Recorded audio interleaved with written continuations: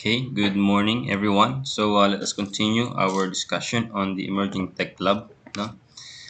This will be our last discussion on Emerging Tech Lab on Quantum JS. The next activity will be posted on Discord after this presentation. So, here's the outline of our presentation. We will discuss the attribute table, the layout manager, how to create shapefile. Ito, nagawa naman na natin to. The advanced digitizing tool and the field calculator. Okay? So ano ba ang advanced digitizing tool? So basically, no, these tools are used to capture, reshape, split new or existing geometrics. So ayan siya, oh. Ayan yung toolbar, ayan yung ang tawag diyan, yung group, yung tools ng advanced digitizing na group. May move, may rotate, add ring, add part, fill ring, fill part, split features, split parts, merge select, and snapping tools. So later on, we will use the following tools for the creation or for mapping. Okay, and the field calculator. So field calculator, it is used, no, to perform calculations on the basis of existing attribute values, no, or define functions. For instance, to calculate length or area of geometry features. The results can be written into a new attribute field, a virtual field, or they can be used to update values in an existing field. So later on, we will try to measure the length, the area of polygons, and the length of lines. Okay, and the attribute table. This is where information is being displayed on features of a selected layer. Okay, so pag nag-select tayo ng shape, naka-highlight dyan kung ano nakaselect natin. No? Each row in the table represents a feature, and each column contains a particular piece of information about the feature. Features in the table can be searched, selected, moved, or even edited. So, ayun. Nakita nyo, ayun yung kanyang icon. Field calculator, ito naman yung kanyang icon. Okay. So, every feature displays an information. So, ito ang kanyang column. Meron siyang, kung nakita nyo itong example natin. Oops, hindi pala. Meron tayo diyang iba't ibang ID, iba't ibang names, classifications, and depende sa feature na pinag-usapan natin. Okay?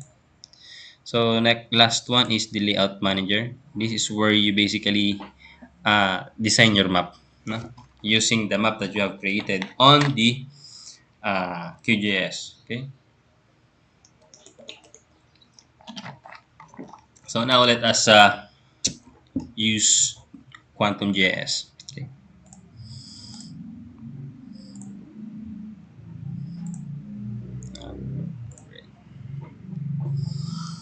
So, yeah. So, mag-update kayo ng mga plugins ninyo.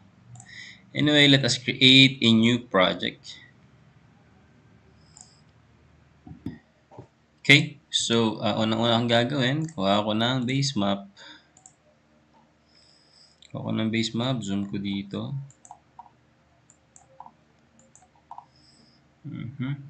Lion City.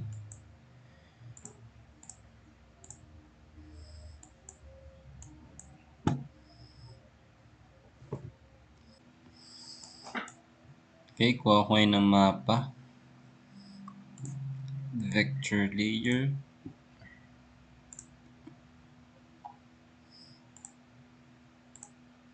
Sidra.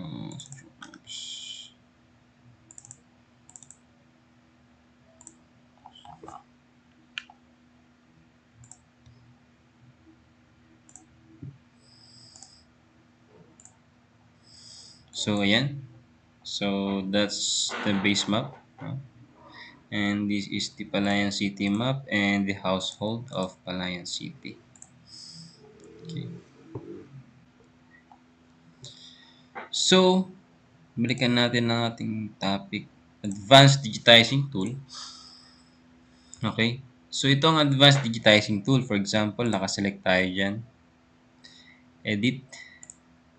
So, ito ang Advanced Digitizing Tool sa taas. Okay. Ayan. So, ano ba ginagawa niyan? For example, select ka ng polygon, i-move mo siya. Yan. Okay?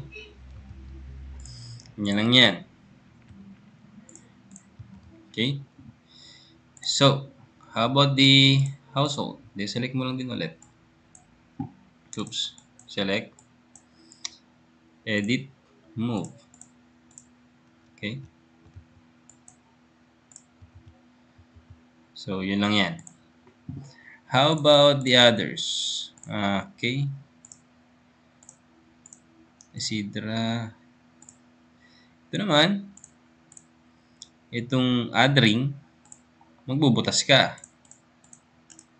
Nabutas, di ba? Yun lang yan. Add ring. Ito naman, gagawa ka ng additional polygon within a polygon. Tapos, since may laman yung aking table, okay ko yan, kakaroon siya ng panibagong polygon. Okay? Ito kasi polygon ko na to, meron siyang laman. Itong attribute table. Okay? Yan. May mga laman yan. Anyway. So, on the other hand, ito naman, magdi-delete ka naman ng polygon. Okay? Oops. Oops, ayaw.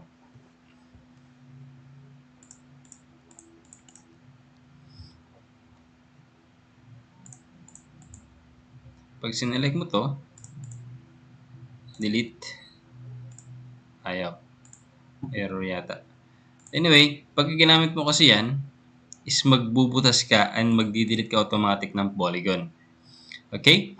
So, ito na isa, split.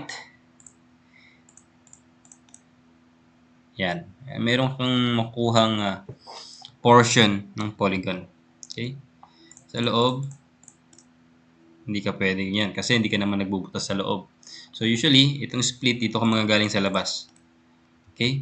Yan lang yan. Ito rin, split din naman to. Yan. Sa point, hindi ka makapag-split kasi point siya. So, aside from sa polygon, makapag-split ka rin naman sa roads. Okay? So, that's the idea of the advanced digitizing tool. Okay? So, let's continue. Oops. Field calculator. So, basically, ang field calculator is ginagamit to compute. Okay? So, hanap muna ako ng so, for example, kukumpitin natin yung area, okay? Area ng mga to. Kasi polygon to di ba? So, paano gagawin natin? Unang-una, select mo yung area na gusto mong computein. Okay, yan. Then, punta ka lang dito sa field calculator. Okay? And then, pagka gumawa ka ng bagong field or kukuha ka ng panibagong area for that specific polygon, no? For example, ay output field niya ay whoop area. Yeah. Whoop area. And then, usually, gamitin natin dito ay decimal. Then, precision siguro, mga 1 lang. So, meron tayong mga functions dito na ginagawa. May mga codes tayo dito na pwedeng ilagay, no? But, si QGIS kasi, naglagay na siya ng mga expressions and mga features na kung saan, isa-select na lang natin sila. No? For example, kung natin area, kung tayo ng geometry, we should always get or select this $sign area. And since we are using, tawag dito, hectares, basically hectares tayo sa QuantumJS or sa amin, ginagamit namin hectares. So, saan ba dinidivide ng area? So, pag ginawa mo yan, usually, square meters yan. So, if you want it to in hectares, no, i-divide mo lang sa 10,000. Okay? Kung makita nyo sa may ilalim, ayun maging preview niya. Pagka walang over 10,000, is, meron siyang square meters. 8 million something square meters. Pero pagka dinivide natin yan into 10,000, 804 hectares ang lalabas. Okay, so kunin natin. Okay? Pag in-okay mo yan, punta ka ng attribute table. So, itong attribute table mo, madadagdagan ng column yan na whoop area. Whoop area. Yan, ang whoop area. So, ibig sabihin, oops, ang dami ko na pala dito, sa pambuho, ayun siya, sa pambuho, nung kinuha natin yung area niya in hectares, ang nakuha ay 140.3 hectares. Okay, 140 hectares. So, comparing, ito na pala, dito kasi sa aking attribute table, meron ako nakuha ng una. So, dapat same lang yan, 140. Ito, naka 0.3 yung precision niya. So, 140.271. Ito, 140.3. Ito naman isa is 206.282. 206.2. Yan. So, yan ang purpose ni calculator. Okay? So, aside from that, meron din tayong field calculator on getting the length. So, same lang din naman. Create new field. Gawa ka ng field dito. Since wala naman tayo nakukuhang length dito sa polygon, dapat ang gagamitan nyo ng length is yung roads natin, yung line. So, dito rin naman siya sa geometry. Punta ka lang ng length. Then divide. Yan naman yan. Kung every 1,000 meter is 1 kilometer, di 1,000 meters. Okay? Null. Kasi, wala nga na makuhang length dyan. Okay? So, that's the idea. No? Pero remember, length is used sa mga lines. Okay? So, that's the attribute, field calculator. Okay? Next one is attribute table. When we say attribute table, again, it displays information on features of a selected layer. Okay? So, paano ba gagawin natin dito? So, for example, itong mga, household na to, discard. Household. Pag chinek mo yung attribute table na yan, maraming information yan. Okay? For example, magsalita ako ng bahay dito. Ito. For example, sinelect ko yan. Hanapin ko lang yan na naka-highlight. Uy, wala yung naka-highlight Niloko ko na to. Anyway, ito, sa portion na to. Oops, yun. Yun. So, ito pala mga nakaselect na to is meron silang ganitong information. No? Itong 6812, ayan. Siya si Saturno Satur. Anyway, ito yung kanya location. Ito yung X and Y niya, latitude, longitude niya. And ito na iba't ibang columns na meron siya. Meron silang one household. Meron silang, they are a formal settlers living in, they're not living in makeshift housing. They have access to safe water. They have access to sanitary toilet. They are not poor, considered as not poor. All members are in the labor force or they are all employed. Okay. So those are such examples, are some examples of attribute table. Okay. So remember, in every shapefile, you can create significant numbers of column or information depending on what kind of information you want us to know or you want your audience to know. For example, dito kasi sa mapa na to, we are trying to tell you that these individuals or these households or these mga bahay ay mayroong iba't ibang information na pwede namin gamitin for the local government unit to propose projects. For example, kung yung mga bahay ay walang access sa sanitary toilet. For example, itong mga bahay na to. Kung halimbawa, si Andasan, yung mga yan. For example, itong mga bahay na to, asan kaya itong mga to? Ayun. Halimbawa, itong mga bahay na to is wala silang access, without access to safe water. So, ang pwedeng gawin ng local government unit is to propose a project na for example is a potable water system, no? Bakit? Kasi po sa report namin ito nakita namin information sa ground, eh. So that's the idea. Pag if enough natin 'to, 'yan, 'di ba? Naka-overlay 'yan sa mapa. Of course, may mga nakatirang bahay diyan, ayan, oh. Tapos medyo malabo lang. So, ganito ang gagawin ninyo. For example, you are living in Talavera and then kukunin niyo yung mga bahay and areas kung saan mga bahay na kung saan may mga estudyante. For example, kuha kayo ng mga bahay sa Talavera, for example, kunin niyo yung mga tao kung saan sila ay nag-aaral sa ganitong 'yan. May mga gano'n tayong idea diyan, eh. So, that's the idea on the attribute table. So, sir, paano ba gumawa ng attribute table? Or paanong gagawa? Okay? So, basically, meron kayong iba't ibang diskarte on how to create an attribute table. It's either during the process of creating shapefiles or after creating shapefiles. So, let us begin with the punta muna tayo ng Cabanatuan City.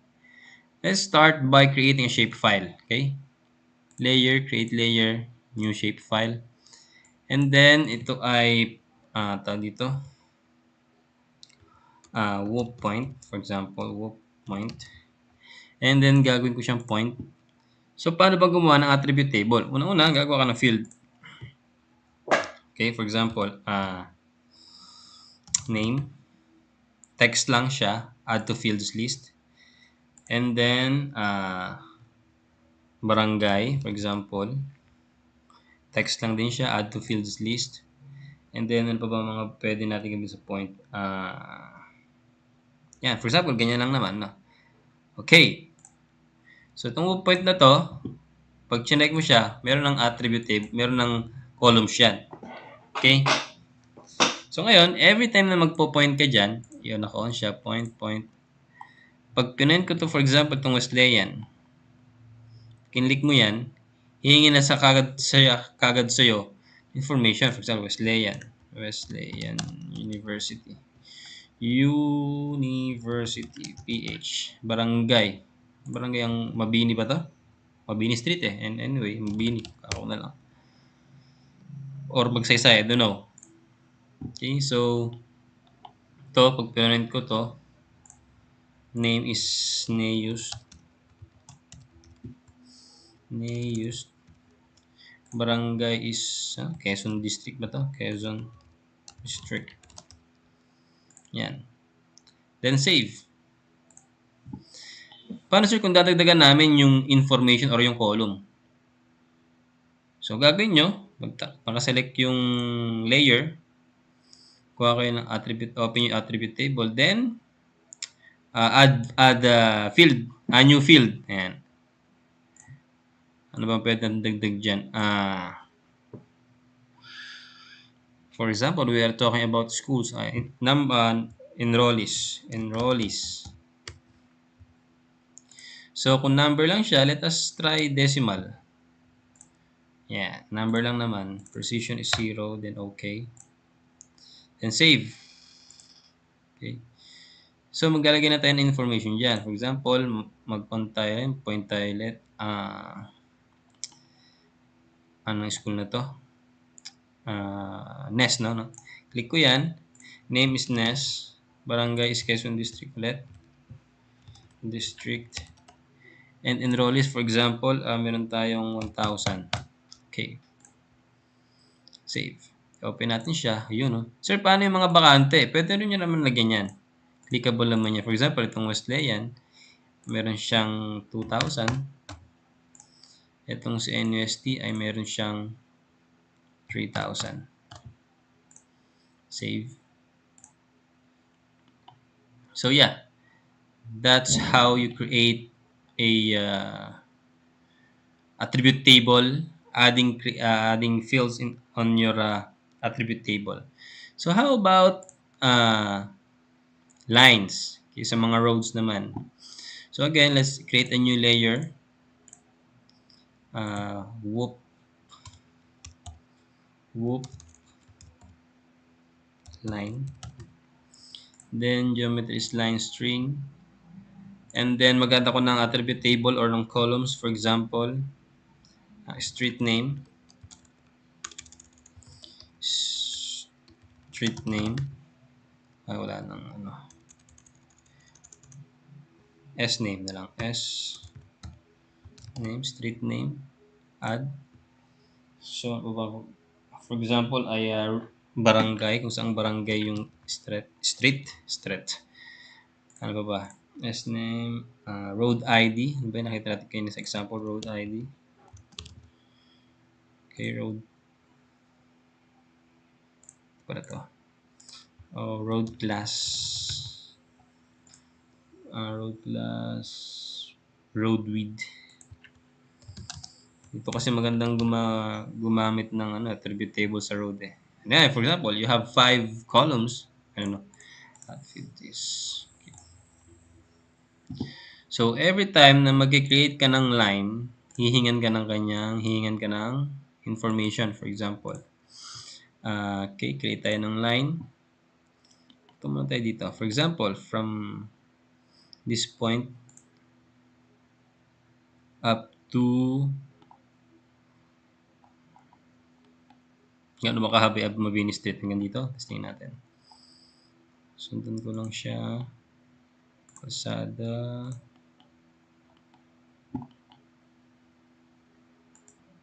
Bawa, right click ko dyan. Yan ay Mabini Street.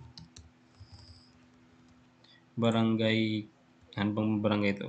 Mabini na lang din. Road ID niya is for example 001. Road class niya ay Barangay Road.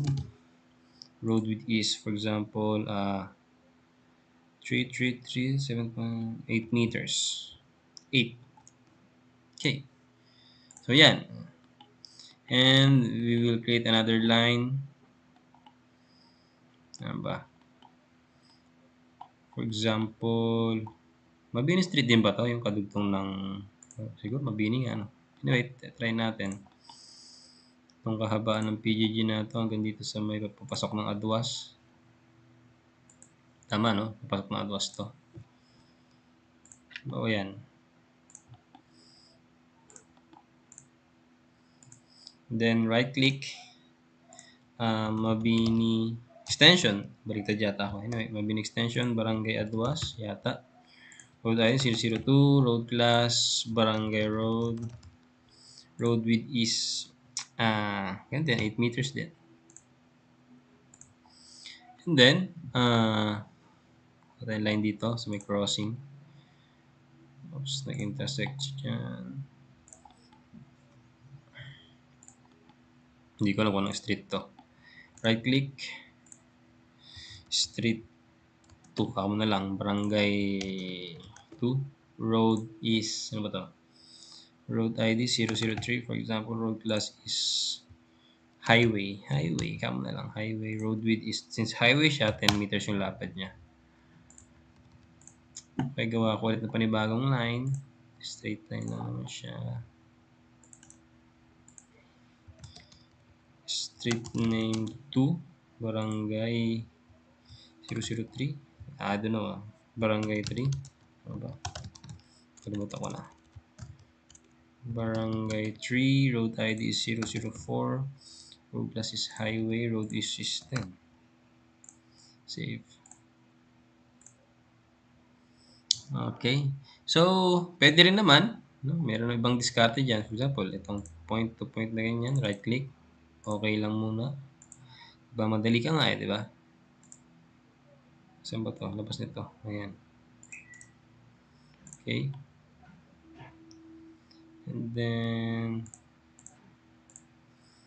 ito is testing naman mga boss. Ayan. For example, ayan. Nag-line ka lang muna nag-line. So, and then, pwede mong gawin dyan, kapalan mo muna yung iyong lines. And then, pag-open mo ng attribute table, select mo siya, attribute table. Pag sinelect mo to, ayan, naka-highlight. So, Pwede ko siyang gawing street name 3, barangay 4005, barangay, highway, provincial, provincial, RD. Kung provincial road siya, mas maliit ng bahagya. And then, provincial road itong mga to. And 5, gawin ko siyang 6. Ito is 7. Barangay 5. Barangay 6. Ano, gawin ko ito parehas na barangay para may pakita ko example later. Plus 444. Street name 4. 5. And then, syempre, yan. Save. Okay, so that ends our lines, no? Try lang, test lang naman yan. Tatagawa pa tayo ng iba para mas magawa natin ng lines. So, may mga street pa to eh. For example, street na to. Bawal to. Okay. Ano ba yung mga straight lines niya dito?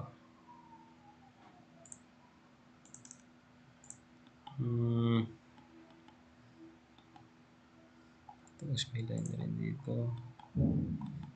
Dito. Tapos to.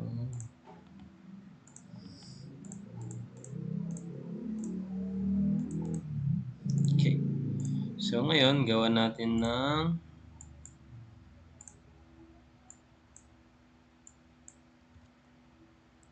ito lang. Okay. So, unahin natin itong isa. Oops. Saan ba to? Ayan, street name 6. Street name 7. Street name 8. Street 9. Street name 10. Then, barangay 5. For example, 5. 5. So, 6.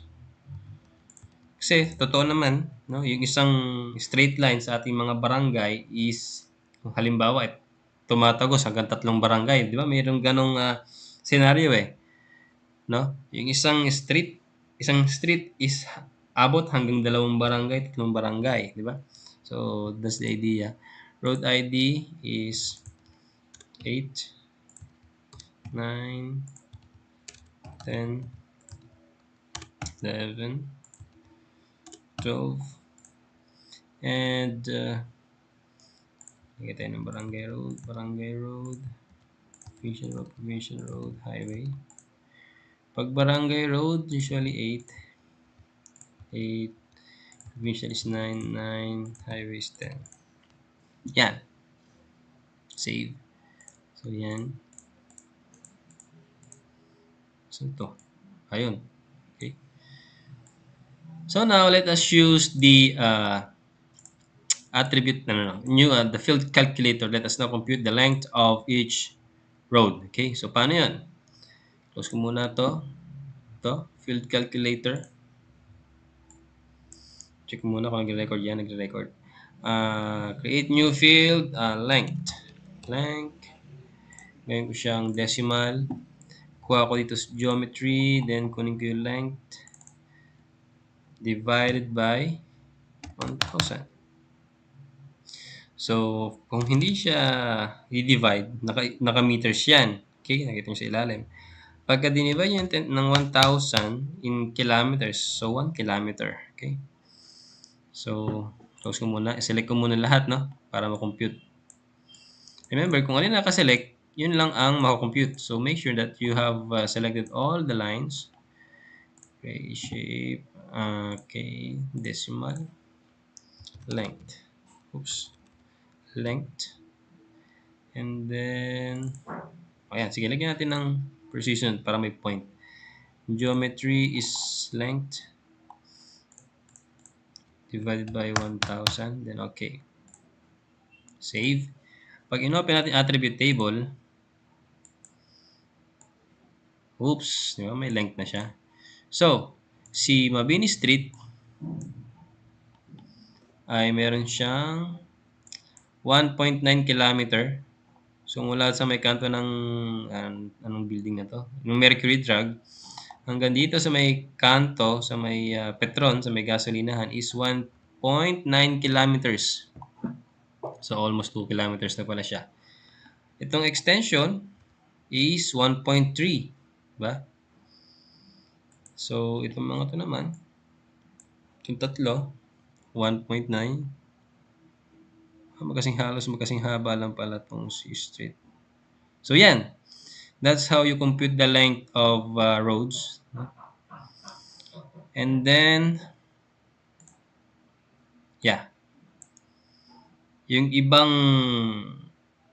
ways to compute it's up to you kung paano nyo na i-apply. Okay? Marami pang options dyan sa field calculator, but ito basic lang naman siya. And at the same time, yun lang naman talagang ginagawa sa mapping. Kinukuha mo yung length, kinukuha mo yung area. Okay? So, yeah. How about the polygon? Kuha tayo ng whoop. Create tayo ng polygon. Create layer, new shapefile. Whoop, poly. Then, polygon. Add tayo dito ng barangay. Then, diba? Actually, barangay lang naman ang ginagawa ng polygon. Ayan, for example yan. Okay, gawa tayo ng polygon. Ito, kunin ko to, polygon na to. Right click, barangay 1. Then, oops. Testing lang to mga mamster. Hindi ko alam yung mga barangay sa Cabanatuan. Okay.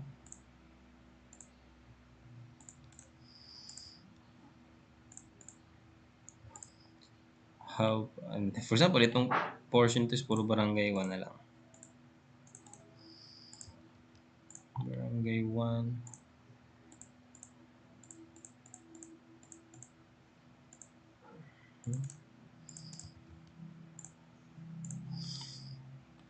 Or kaya naman, mag-box lang ako ng mag-box dito. Bahala ko ng lagyan mamaya. Okay.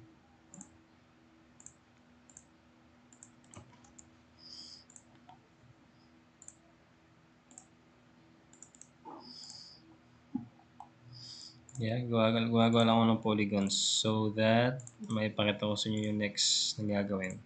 Ano ba to? Ay, palengke. Tama na, palengke.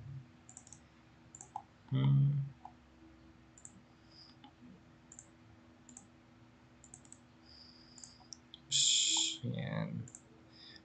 Disclaimer lang, di ko alam yung Cabanatuan City. And I don't live here in Cabanatuan. And during my college days, hindi naman din ako gala sa Cabanatuan. Kaya yung mga streets ay hindi ko alam talaga. Okay?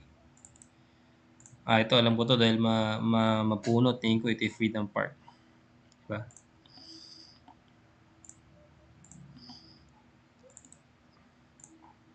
Yan. So, ito. So, hindi yung nagawa ng road yan. Hindi ko alam. Hindi ko lang nakita. Okay. So, select ko itong mga to. Oops. So, may mga names na pala to. Barangay 1. So, ito naman, gawin ko siyang Barangay 2. Barangay 2. 2. Ito is Barangay 3. So, Barangay 4.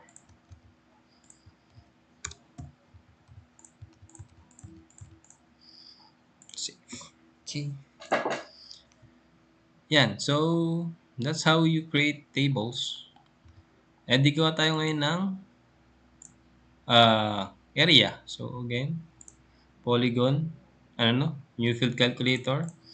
Output field niya is area, then decimal, then geometry, then area. Oops, no, wrong.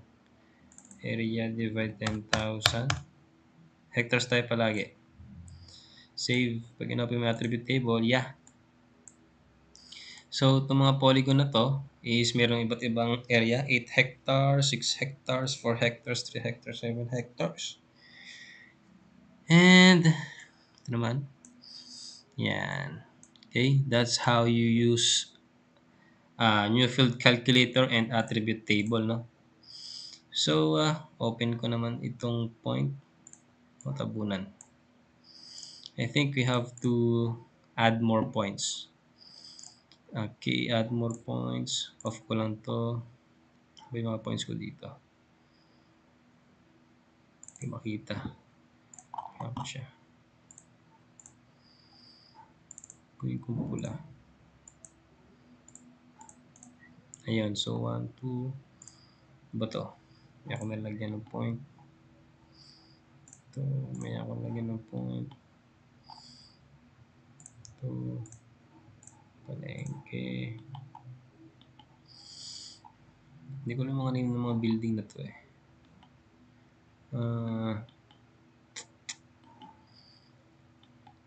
Ito, may, basta dito may Mercury dyan, alam ko.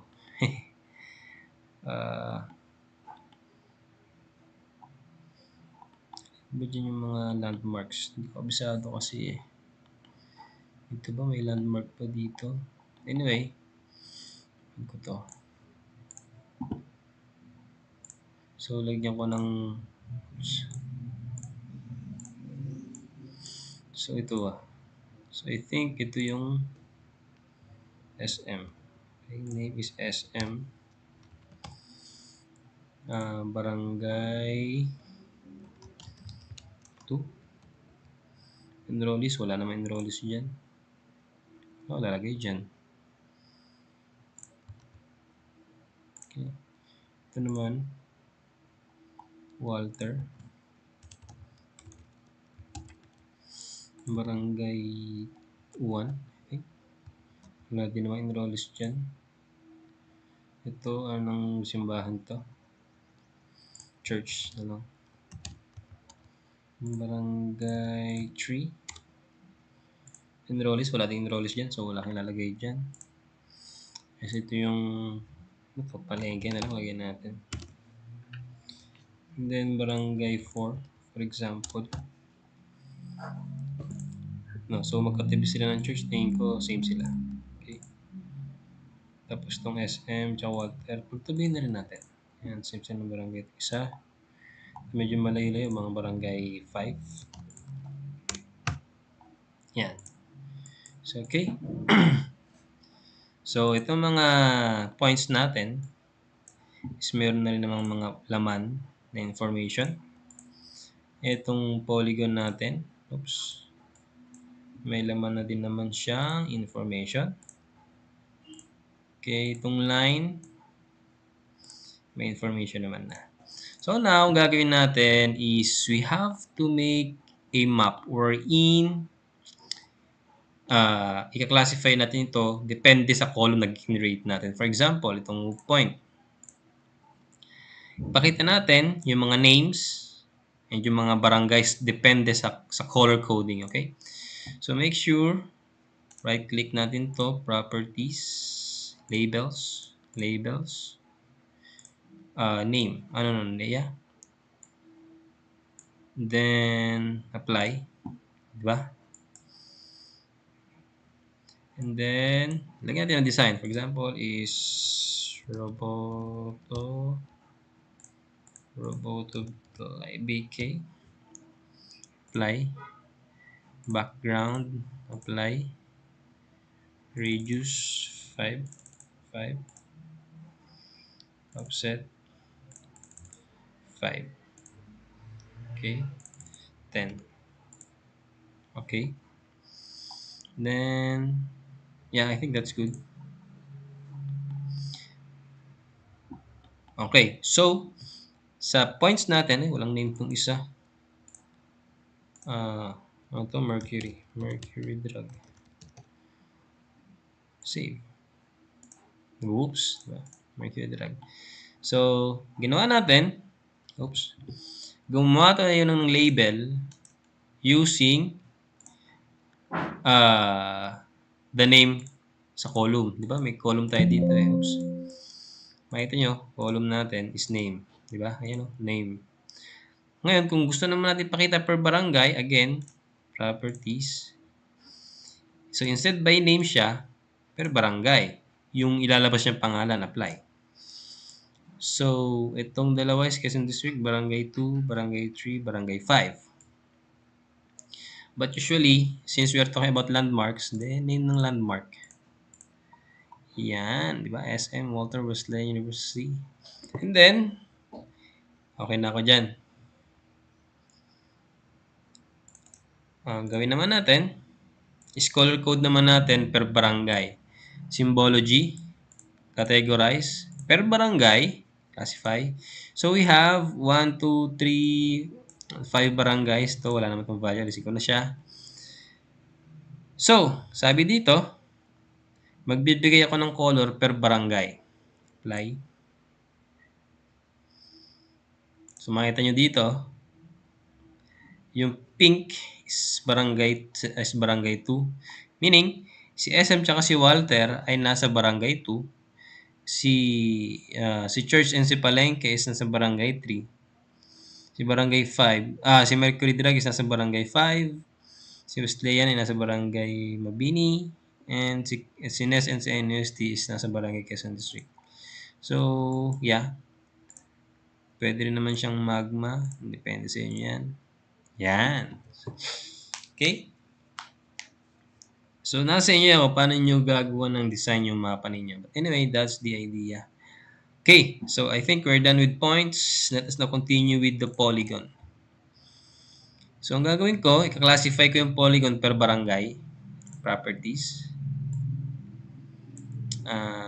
Symbology, categorize, per barangay, classify. Remove ko yung walang ganito. So, ayoko na may border. No line, meter. Okay. Mabilis ba? Kailangan i-pause nyo na lang. Okay. And gusto ko ng color ay mga yan. Light colors and apply. Yun. So, sa point, I think hindi naman kagandahan na meron tayong color coding dyan. Oops. Gawin ko na lang siyang yellow. Yan. And then, ayoko na may border. Yan. So, yeah. Sa Whoop Polygon, si Purple, purple ba yan tawag dyan? Is Barangay 1. So, si Walter is nasa Barangay 1. And si Mercury Drug, hindi siya nasakupan ng Barangay 1. And then, si Nes, si NUST, and si SM is Barangay 2. Si Palengke is nasa Barangay 3. And si Church is nasa Barangay 4. Ito ang kulay ng point. Gawin kong red para na-distinguish natin. Yan. Wala man lang barangay si Wesleyan. But anyway. So, try natin gumawa ng panibagong barangay. Sundan lang natin yung area. Ito no. Kung tama ito.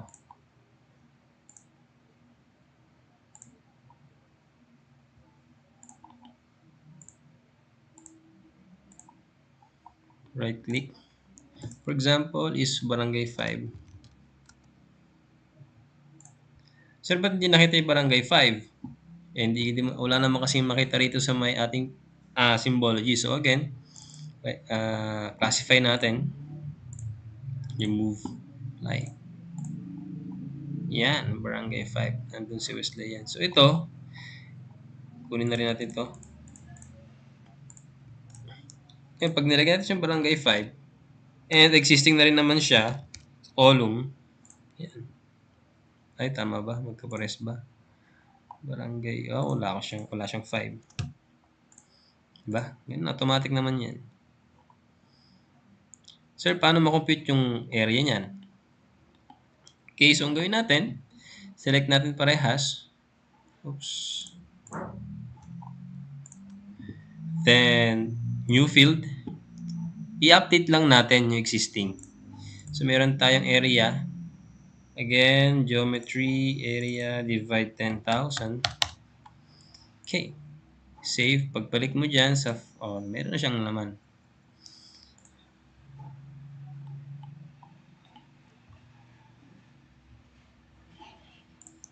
So, ito ay meron siyang 42 hectares. Isa naman, meron siyang 0.2 hectares. So, nakita nyo na ba? Meron na bang shapes? So, ito gawin natin barangay 5 din. Nakita nyo na ba yung magiging itsura ng ating mapa? Barangay 5.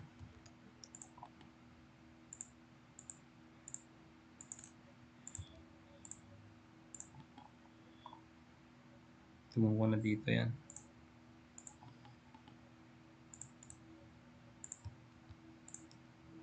Okay. So, yan na. Nagkakaroon na ng kulay. Color coding yung ating mapa. Save ko muna. Yeah. So, next step would be okay na to. Okay na rin to. Save ko na to. Ito namang loop line. So, let us classify these depending on their, ano ba mga columns natin dito? Road class. Okay, so gagawin natin right-click, properties, symbology, again by categorized by road class. Ano, road class. Classify. Sabihin, yan. So, hindi siya makita. Pabok siya. Yan. So, ito palang green is Barangay Road. Diba? Barangay Road kasi kulay green eh. Ito Barangay Road din. Tapos itong highway, itong maroon. Diba? And yung blue is Provincial Road. Tama ba? Yes, of course. Tama yan. Diba? And then, so paano namin malalaman yung length ng mga roads? Gusto namin makita. E di, punta kayo ng label. Label.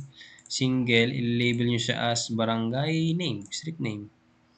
Again, yung text niya, ayaw ko ng Open Sans Robot. Gusto ko CN.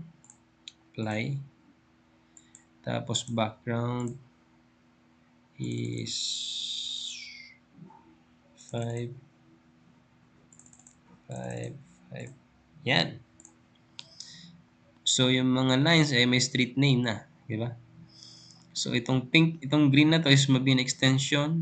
Itong isa is Mabini Street.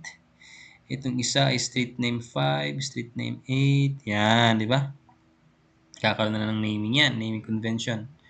So, hindi ko trip yung design. So, gagawin ko siya. Ayusin ko yung background. Kulay niya is gagawin kong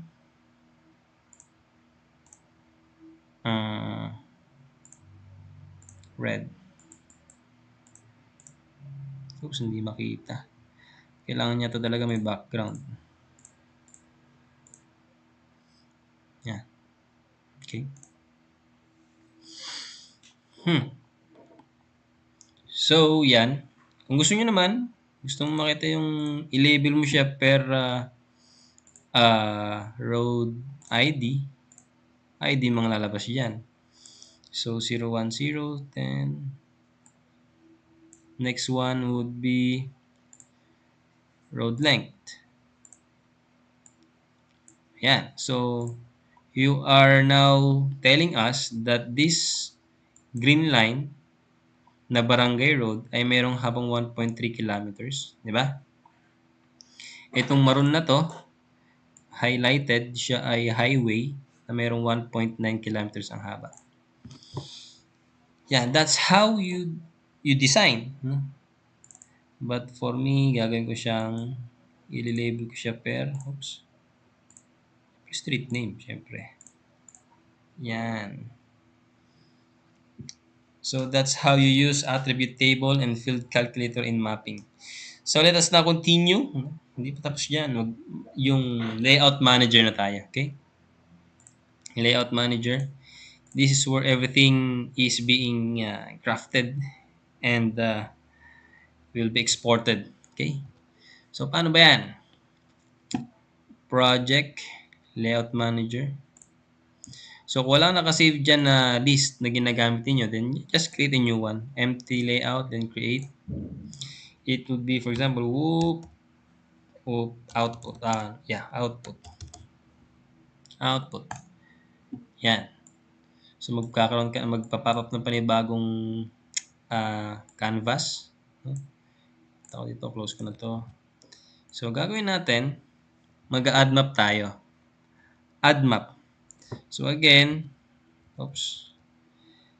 layout manager. Hindi ko pala nailagay dito yung mga parts ng layout manager. Anyway, itong mga tools na to is bihira naman gamitin. But I will show you how each of one is being used. No? Add map. Pag add map ka, kung ano yung nakikita mo dito sa current canvas mo dito is yun din ang lalabas dito. So, dinrag ko siya. Yan. So, kung ano meron dito, yun din malabas dyan. Okay? And then, pag gamit mo to, okay, may gagalaw mo siya. Okay? Pwede mo siyang i-shrink. Yan. Sir, paano kung i-zoom in, zoom out ko? So, ito, scale. Either gawin mo siyang 20,000. Zoom out. 10,000. Zoom in. Sir, hindi siya naka-center. Gusto kong i-center. Itong isa, move item content. Pag naka-move item content ka, pwede mo igalaw yung nasa loob ng mapa. Okay? Kunwari na walang ganyan. Bawa na walang ganyan. Gawin mo na, i-zoom out mo. After mo i-zoom out, center mo muna siyang ganyan. Then using your scroll wheel, zoom in mo lang. Tapos naka-on tong move content. Yan, di ba? Anyway, try natin 15,000. Oh no, 150,000.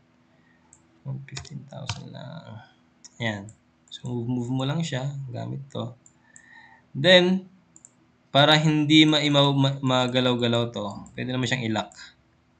So, yun. Lock mo siya. Pero pag nilock mo siya, hindi mo naman rin magagalaw yung nasa loob. No? So, be mindful of that. So, next step natin is mag-add tayo ng iba't ibang tawag dito. Yan. So, maglalagay na tayo ng iba't ibang elements. Okay? So, ano ba yung mga elements na yan? So, Sidra maps, I think. Yeah. Ano ba ako dito? Yan. So, yan ang iba't ibang elements ng map. The title. Record siya. Yeah. Title. Legend. Texts. Yeah. Ito. North arrow. Scale. And yung mga coordinates. Index map. Picture. The map itself. Gagawa tayo ng ganyan. So, una, paano ba ginawa ko rito? Naka-portrait. So, paano ba gawing portrait to, sir? Ito. Select mo lang yung white. Yung bond paper, for example. Gawin mo siyang portrait. Landscape. So, pagka-portrait, ganito ang itsura ng ginagawa ko. So, pagka-landscape, ito ko ilalagay. I think, okay na to. So, maglalagay tayo dyan unang-una ng maglagay tayo dito ng image. So, paano maglagay ng image? Ito. Add picture. Kahit mag-point ka lang dyan eh. Pag-point mo yan, okay. Siyempre, wala pang image yan kasi hindi mo pa kinukuha eh. Diba? So, gagawin natin, raster image. Then, ayaw makuha. Okay lang ng picture. Seal. Yan, di ba? Kuha mo na yung seal. Then, dilitan mo lang siya. Center. Middle. Yan. Next would be the title. Yung add text yata to. Add label. So, yan ba yung resume natin na yan? Whoop activity 1. Then, Maria weather. Black. Then, gusto ko sa kanya is naka-center sa middle.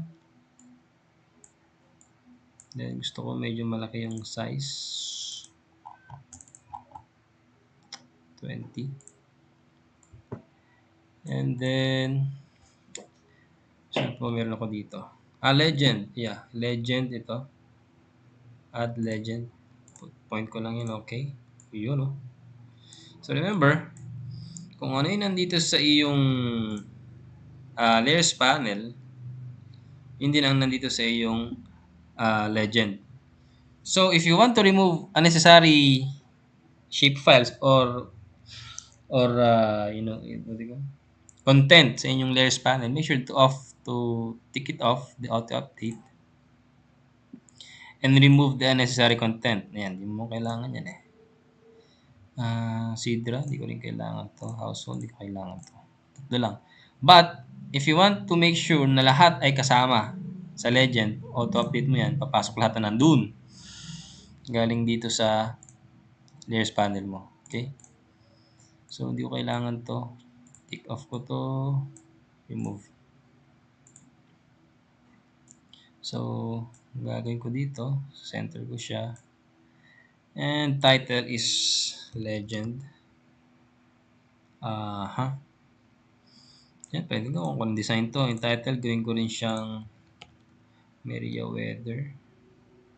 Ano? Sir, may favorite na font? Yeah, meron. And then, yung content niya is Roboto. Then, yung kanyang spacing, magagawa din naman ng paraan yan. For example, diba?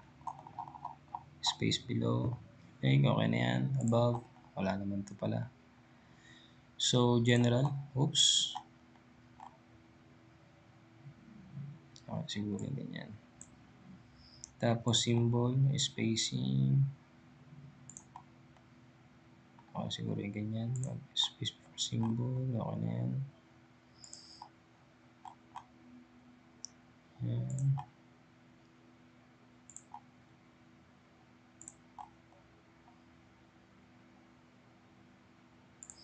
Subgroup natin, gawin din natin siyang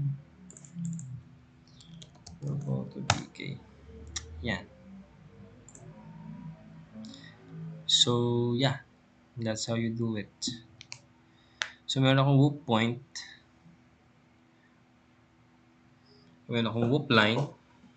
Meron akong whoop pole. Tama? So, next point. Sir, napaka-crowded naman nung mapa. Balik ka dito. Litan mo yung font size. Okay. Yung street name, dilitan ko. Gawin ko siyang 5. Siya nag-update. Zoom in, zoom out mo lang pag hindi siya nag-update. Yung names ng whoop point, itan ko rin ng bahagya. Gawin ko siya mga 7. Zoom in, zoom out. Mag-update yan. And yeah. So, sinelect ko siya. Zoom in ko ng bahagya is 20. Yan. Galawin ko yung loob. Galawin ko yung nasa labas. Baka wala na akong space sa ilalim. I think that's good enough.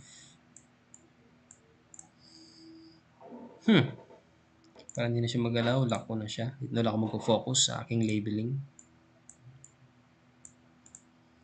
And then, may kulang ko rito. Okay.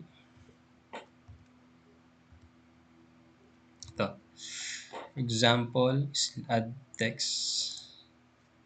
So gagawa na tayo ng information from na kayo gumawa. Prepared by.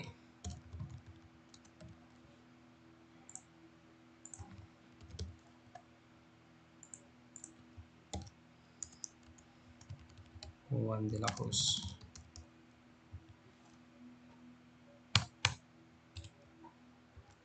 Course. Hidden course.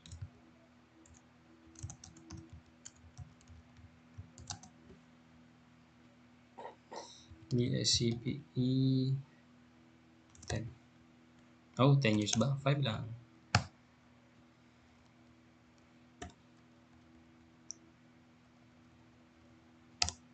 Then, yeah. Submitted to. I'm gonna use that. And, yeah.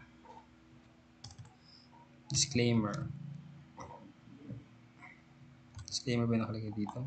Ay, no. Di naman. Purpose. Impartial. Fulfillment. Tama ba? The subject. Merging technology. Tapos, publication.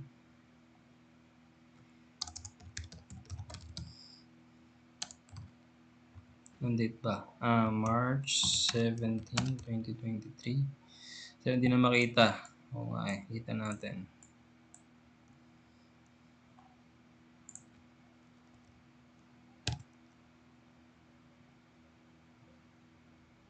Kasi ko na nga itong isa. Lagyan nyo na lang ng comma to. BS CPE 5. 5. Lab. Laboratory.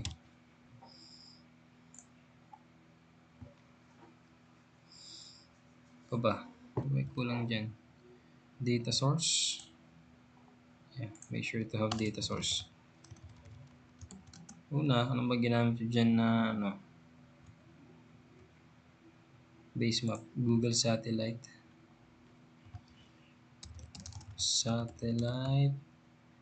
And hindi mo kayo gumamit niyan eh. Scale. Yeah, I think that's enough na. So, scale dito yun. Scale. Add scale. Scale bar. Okay. So, usually ito, nilalagay dyan sa gilid. Up to you kung saan nyo lalagay. Pwede dyan, pwede dyan, pwede dyan. So, lagyan natin design, double. Yan. Pwede naman dyan. Pwede naman din dito sa ilalim. Kaso hindi makita, ano? Teka. Ayun, background. Yeah. So, left, right. Okay. So, dapat, ang kinukuha niyang scale is yung map 1, okay? So, 0, 0. Yan. Yan is kilometers. Okay. So, yan. Meters, kilometers. Yan. So, 1. 1 is to 1. So, pwede rin namang number para mas mabilis. 1 is to 20,000. Pwede rin naman nakatik. Yan. Yan na lang. Okay, yan. So, yung ilagay dyan. Sa ilalim. Sa ilalim ko siya ilalagay. And then, north arrow. So, SVG natin. Marami namang iba't ibang arrows dyan. Arrow. I think, yeah. Then center. Middle. Siya makita, no? Dito natin ilagay. Yan. Diba? Up to you kung saan yung ilalagay yung north arrow. Pero but I think para balance, di ba? Pag-aralan naman natin sa discussion last time yung balance. But it is not, that's not the best place to place it. And then, so itong mapa, nakalock siya. Lagyan natin siya ng grids. Grid, create, enable. Interval natin is 5. 5. Yeah, blend mode, no frame zebra.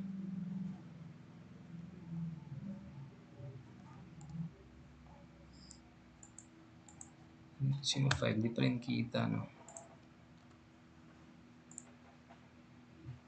And then,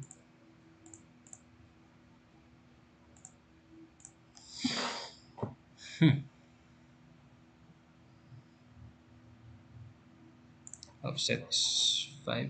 No, wala tong offset.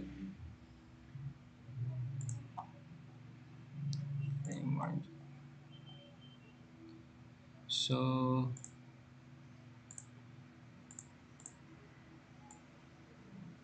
draw coordinates. So, decimal out.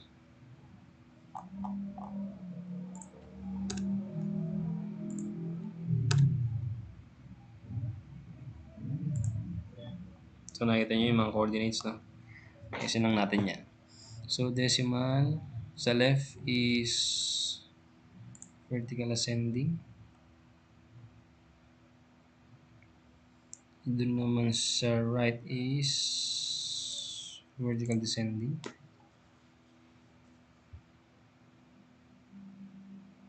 Ayan na. So, kanina yan, nakapa-horizontal, pahalang. So, ngayon nakataas na. And then, may sa taas. So, dito lang yan eh.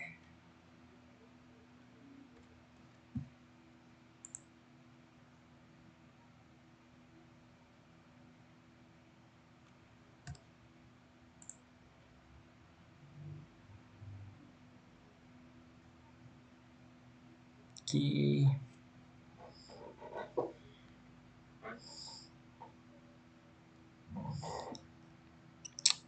Frame margin, frame thickness.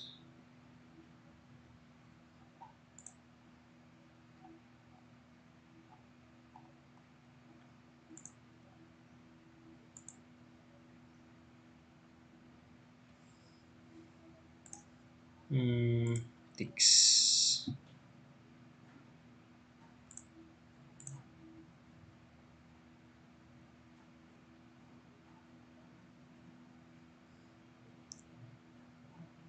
So, let's see.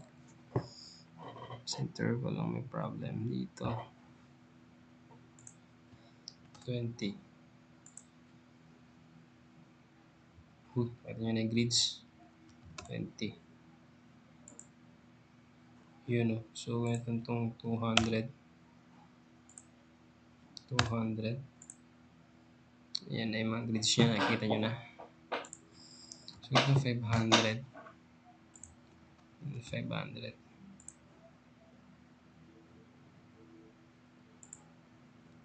Ayaw pa rin. So, itong 1,000. 1,000. So, yeah. Ayan na yung mga grids niya. Nakita nyo na. Then, yung grid. So, precision. Pag may 1 kasi yan. O, kita nyo. And then, format niya is decimal. Custom. Yan, decimal with suffix. So, medyo malaki. Nagdidikit na sila nito. Litan ko siya. Tapos, hindi sila pantay. Ay, walang...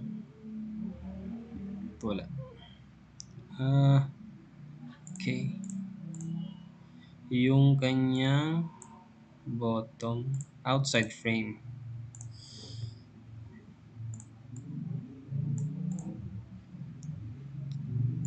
So yeah, that's it. I think kompleto naman na siya. Font. Gusto ko ulitin yung font niya. So, okay, mas maliit. And again, Roboto.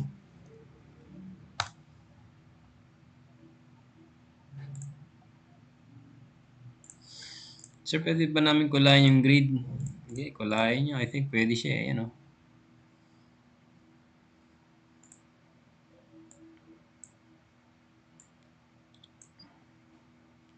Ano ba kung pwede, but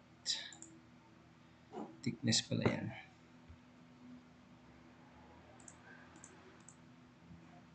Dito. Mali pala ako eh. Yeah, dito. Select color. But usually, black lang naman yan. And then, pwede mo siyang i-blend. Screen dodge. Yan, pagka soft light. Yeah, I think pwede naman na siya. Hard light. Normal na lang. I think pwede yung mapa natin.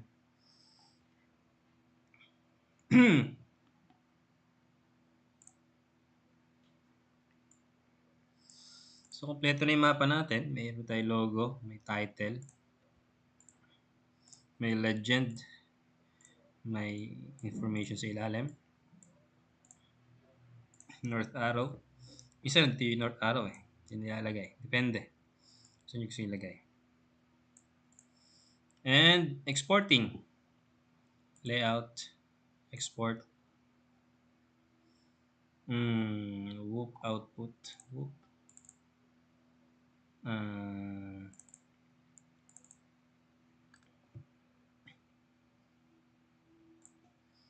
Yan, whoop output.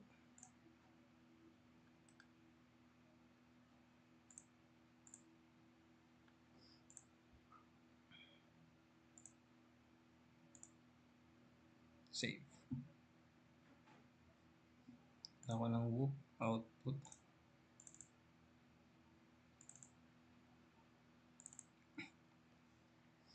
Yeah, ito na yung kailangan yung isubmit sa akin na mapa. Okay? Yung submitter. So, that ends our presentation. Thank you very much for watching. I will post our next activity on Discord. So again, thank you very much.